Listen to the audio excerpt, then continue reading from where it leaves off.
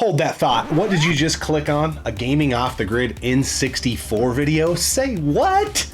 These guys bash on the console all the time. The good old N64, one of the first consoles I ever got as a kid. This console was so cool when I was younger. I have so much nostalgia for it. Dude, the colors, everything about it is so cool. But in 2022, is it cool? Contrary to popular belief, today we don't really love the N64, but when we were growing up as little kittens, we little tots, we loved the N64, so the nostalgia on the chart is at an all-time high. The current time though, there are not many games we love to go back to, but we were able to nug out 10 games to be a part of this series in 2022 that when we go back to our N64, we would be picking to fire up. This is not a top 10. This is not games that revolutionized gaming. This is not the best N64 games. These are 10 games that we're playing. So I'm saying that right now because we will get comments, I guarantee it, that says, why didn't you talk about this? Can we get it done in 10 minutes or less? I think we can. Let's roll this thing. Let's go N64 hype train. When we fire up the old 64, the 64-bit console from Nintendo, lots of polygons, all that stuff, it doesn't take us too long to put in one of the best co-op 4-player experiences that I've ever played. Gauntlet Legends, this game is so much fun. It's so simple. It's like kind of stupid simple because it's just top down, you're just shooting and like beating stuff up and getting points and RPG elements kind of. For us, our preferred version would be on the Dreamcast. But growing up, this was an N64 game. Wasn't an arcade game for us. Didn't play it in the arcades. I love being an archer in this game because I like being in the back and like shooting people.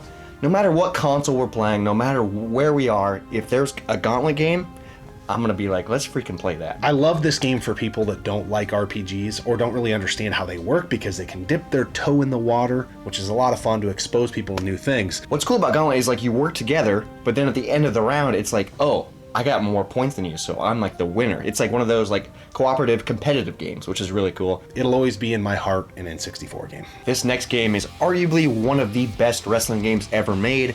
I'm gonna say it's number 2 compared to All Stars, but this game is really close, and that's WWF No Mercy. If I could walk through that camera and give your ass a knife edge chop, I would, but I'd probably do it in WWF No Mercy, not in real life. I wouldn't want to get assault charges or something like that, but WWF No Mercy still stands the test of time. A lot of people consider it the best wrestling game ever made. This is a game I didn't play growing up, and shockingly, I wasn't a fan of wrestling growing up as a kid either. The characters look funny, obviously the graphics are N64 graphics, but it plays great, it feels great, it's so much fun to get 4 people around this console and pick your characters and just wrestle. No Mercy was the first N64 game that allowed you to go backstage. I remember thinking the folks who were playing the SmackDown games on PS1, I was like, God, dude, they can go backstage. On No Mercy, you could go backstage, and we would do Royal Rumbles, fully loaded, pick the entire roster, and the only way you could get people out was to KO them. And we would just go to the back, and we would just mess around. Mess around, Billy Boy. This next game was not released in the United States, sadly, because this game is awesome, it looks great, it plays great. In 2022, for the 64, that says a lot, and that's Sin and Punishment. Do you like rail shooters? Do you like running gun games? Do you like third-person shooters? And for this era, this game actually controls exactly like you think it should control. Sin and Punishment is freaking amazing. It has that arcade feel to it. This game is so much fun. It is beautiful. The music is really good in this game, and it just plays and feels so perfect. Like, it makes sense when you're using an N64 controller. What's awesome about this game is it's on the Switch N64 app, so people in the United States can finally play it legally. Arcade, run and gun bliss, rail shooter fans unite with Sin and Punishment. So as a kid, I loved 007, James Bond, and GoldenEye fit right in there. This game was so awesome when I was a kid. Perfect Dark is the better game, but it's the nostalgia around playing GoldenEye. And there's a lot of people that don't still play GoldenEye. They have a fond memory of GoldenEye, but they don't play it on the reg. What sucks is I love this game as a kid, and I felt like I was decent at it. But every time we play it nowadays, I just get my ass crushed. Like, look at this footage right now. I don't even have a gun yet, and I just spawned, I'm dead. I have no chance if I'm playing with Wes. I really love playing this game multiplayer a couple times a year. I like dragging my friends into the complex because I know the layout of the complex better than I know the layout of my own house. I know where the spawn points are. If you're alive for more than 10 to 15 seconds in that map with me, you're really good at the game. This game is so much fun, especially multiplayer, and the fact that they're bringing it to the Switch is going to be even cooler. Everyone's going to get that nostalgic bug for James Bond. Two-dimensional, 2.5D, vertically scrolling shooter, spaceship shooter on the N64. Nah, they didn't make any of those. They didn't make very many of them. There's one they did that's badass, Star Soldier. If you haven't played this game, you really need to. So there's a couple different ships you can choose from. They have different guns, they have different bombs. This game looks great, the music's really cool in this game too, and it's just so fun. It feels great with the N64 controller, it just makes sense. You gotta make sure you have a stiff stick though. Fellas, you know what I'm talking about? Stiff sticks. Very important. There are better shooters in the era, for sure. This is not like top of the heap for the, Gen 5 stuff, but it's really freaking good and it's a lot of fun. It's a game nobody freaking talks about. I don't think anybody really remembers a lot of the two-dimensional stuff on N64, which it actually did really, really well. I think it's a crying shame they didn't do more of it. I wish they would have made more shooters, like, for the N64, but the ones that they did do, or the one that they did do, is really freaking good. Star Soldier is badass. If you like spaceship shooters, try this one out and you can thank me later. The next game is an obvious choice, and before you even get too excited, it's not Super Mario 64. That didn't even make the cut at all. Didn't even make it close. Mario Kart 64 did make the cut. This game is awesome. People are probably going to be watching this saying, oh, you don't go back and play Mario Kart 64. You're probably playing the new Mario Karts. Well, we do have an arcade bar really close to us called the Up Down. If you're ever in Des Moines, Iowa, you should check it out. And guess what they have on a big screen with a projector all the time? Mario Kart 64. And what's the first thing we do every time we go there? We get a little brouhaha, and we go sit at that table, gather our thoughts, decide what we're going to play, and we play a few rounds of Mario Kart 64. And a lot of times people want to join in and play, and they talk like, oh, I've been playing this game for so long, and guess what? We stomp their ass every time. If you're good at the game, you're good at the game. There's no rubber banding. There's no helping people like in the new game. I do like the mechanic of drifting in this. It takes a little more of getting used to, a little more special love on the joystick than the modern games do. So it's kind of a game when you're playing other people of the haves and the have-nots.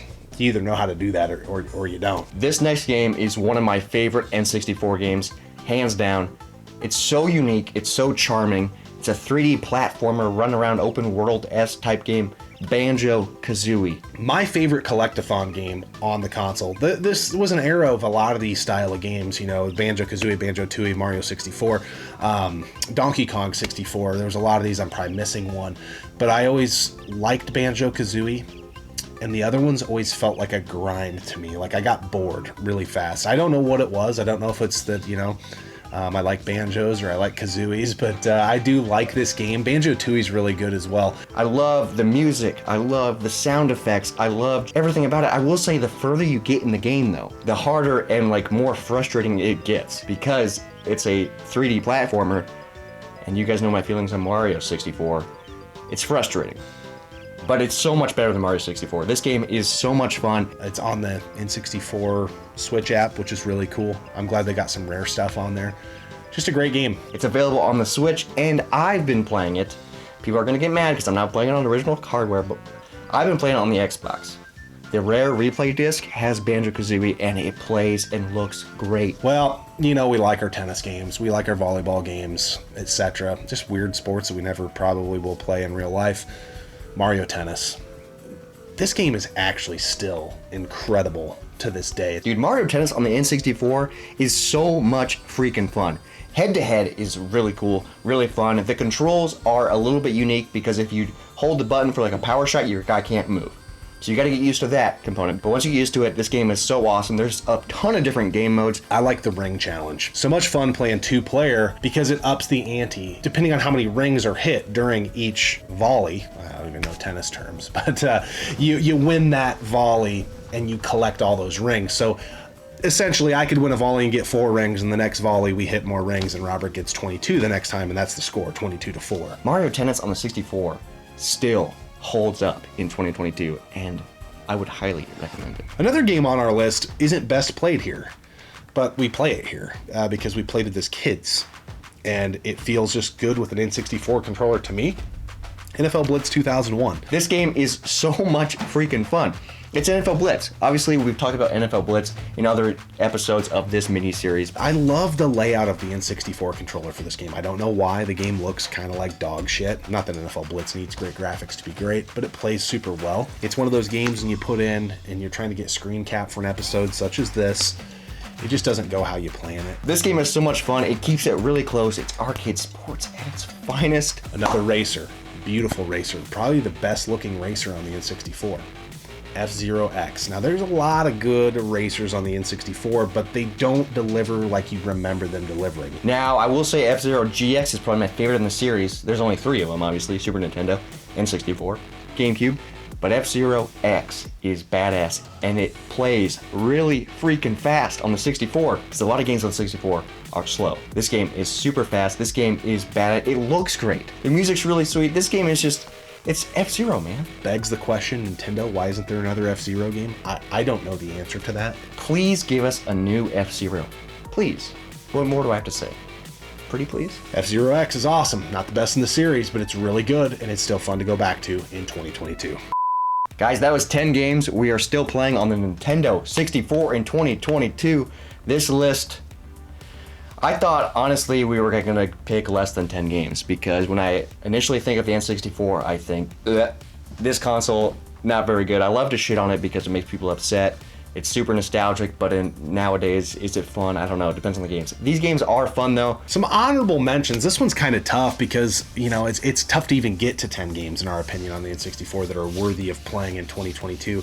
But I've already mentioned a couple. I would throw in Perfect Dark for sure. I would throw in WrestleMania 2000 for sure.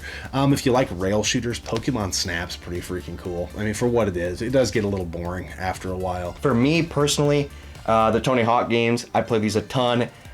Growing up, these games were so awesome. I'd rather play them on the PS2 nowadays, but growing up, dude, the yellow D-pad, dude, up, grind, it's just so freaking great. NBA Hang Time, it doesn't look the greatest, but it plays freaking great. Then you got the Star Wars games, Pod Racers and Shadows of the Empire.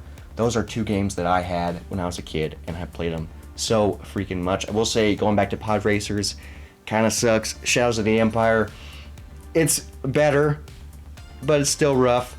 But I have huge nostalgia for it, so like I do like firing it up and playing it for 5 minutes just to scratch that itch and be like, oh, okay, let's move on because it's not that great. The 007, The World Is Not Enough, I think is the name of it. It's the blue Kart. That game is really freaking good. If you liked GoldenEye, it's the sequel in the 007 universe, but it was made by EA as opposed to Rare, so it's kind of a whole different deal. But it plays really good, and the multiplayer maps I felt like were really good at the time. I loved it at the time. And I remember my buddies like complaining about it. Well, you can't do this, you can't do that. And I was like, no, this game's awesome. Really liked that game a lot. And then the last one is an arcade boat racer, Hydro Thunder. What's cool about this is it's up to 4 players. It's the only home version of the game that includes 4 players. I will say, when you divide the screen into 4 players, the quality gets worse. If you're playing this single player, it looks great. It kind of looks like the arcade. A little bit less, but then you go split screen, looks way worse. Then you go 4 player, looks even worse. Like, it dips hardcore. Still fun, but if I'm doing 4 player on the N64 Hydro Thunder, just take me to the arcade. Just do it because it just looks terrible. That's the one console. It's amazing how much I loved it as a kid. Best Christmas present I ever freaking got. And it came with the atomic purple controller. We did an old ass episode about Christmas stuff, and I think that's what I talked about in that episode. And when I go back to it today, it's just few and far between that this episode was really easy to make. Let's just put it at what it is. The other ones we've done in this series, we had like 30, 40 games that we had to really neck down. This one, we were pushing ourselves to get to 10. That's how I feel about the N64 in 2022. Super nostalgic for it. There still are some games that are bangers that are worthwhile in playing. I just don't understand. I think nostalgia drives the hype more than the content, but nonetheless, I digress. That's not what this video is about. Guys, let us know what console we should do next. There's not many consoles left. Maybe we do handhelds. Ooh, that's an interesting concept. Maybe. We'll see. Thanks for watching.